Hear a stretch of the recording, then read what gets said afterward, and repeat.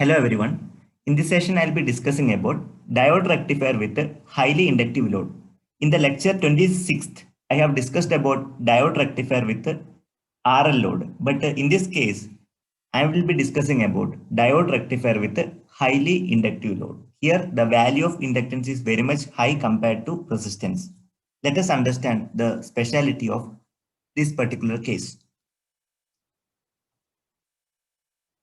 First of all, we have to consider three cases. Case number one, with a resistive load, the input current of the single phase rectifier will be sinusoidal wave. If I talk about pure resistive load or lighting load or lamp load, clear. But if I talk about RL load, with an inductor load, the input current will be distorted. If I talk about RL load, the input current will be distorted, which we already familiar during lecture number 26. You can go through that particular video. Now, let us consider the third case.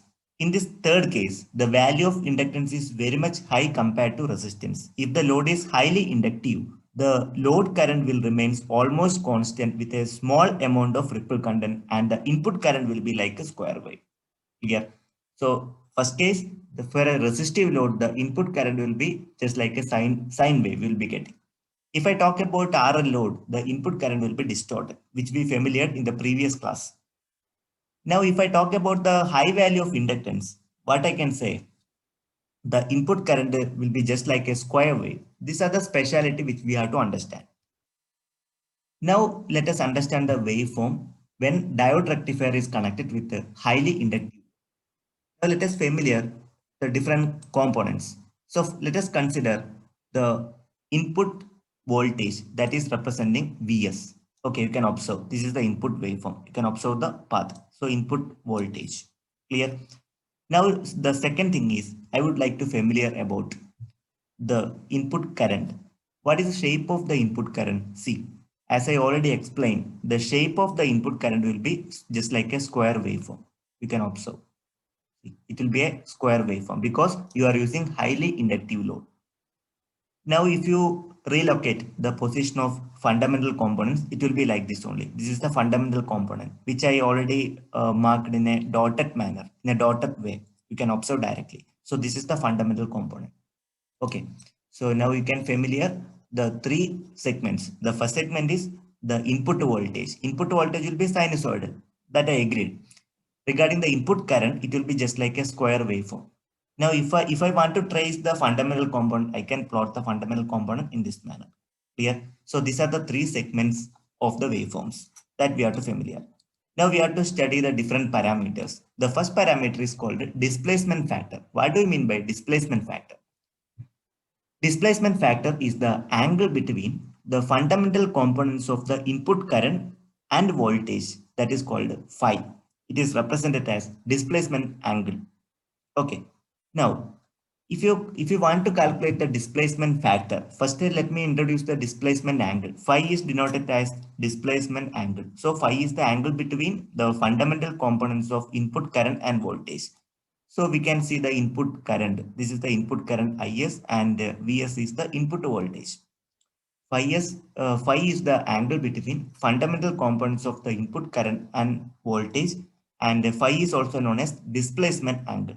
If you know the value of phi, then you can able to calculate displacement factor. You can take the cosine value of displacement angle, then definitely you will be getting displacement factor. The second terminology is harmonic factor. What do you mean by harmonic factor? The harmonic factor HF of a input current is defined as Is square minus Is1 divided by Is1 the whole square whole to the power 1 by 2. Or you can write in this manner also. HF is defined as, it will be helpful for doing the numerical example. Square root of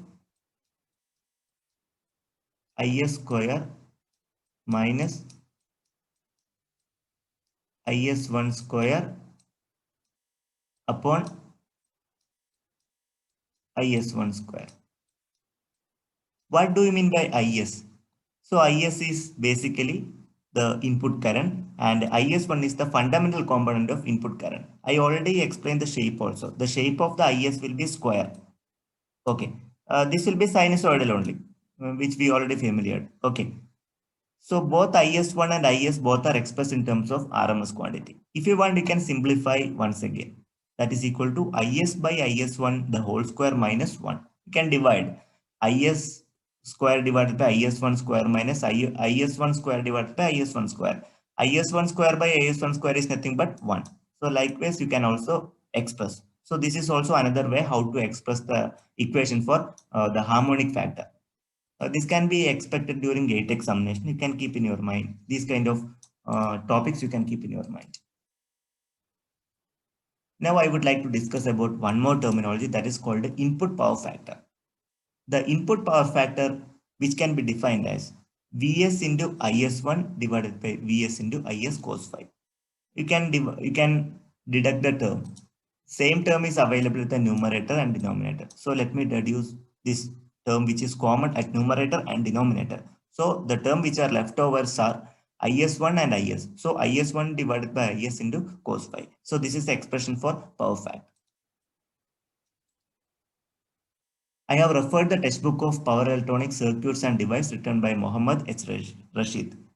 In this session, I have discussed about what do we mean by highly inductive load and what is the case when diode rectifier is connected with a highly inductive load. Okay, so three cases I have explained. For resistive load, what is the shape of the input current? For RL load, what is the shape of the input current? Finally, what is a during the highly inductive load, what is the shape of the input current? Okay, and also I have shown the waveforms. Later on, I have explained three major terminologies like displacement factor, how to calculate displacement factor, then what do you mean by harmonic factor, and what do you mean by input power factor. Finally, thank you very much for watching this video. If you are having any queries, you can put up in the comment box. I'll revert.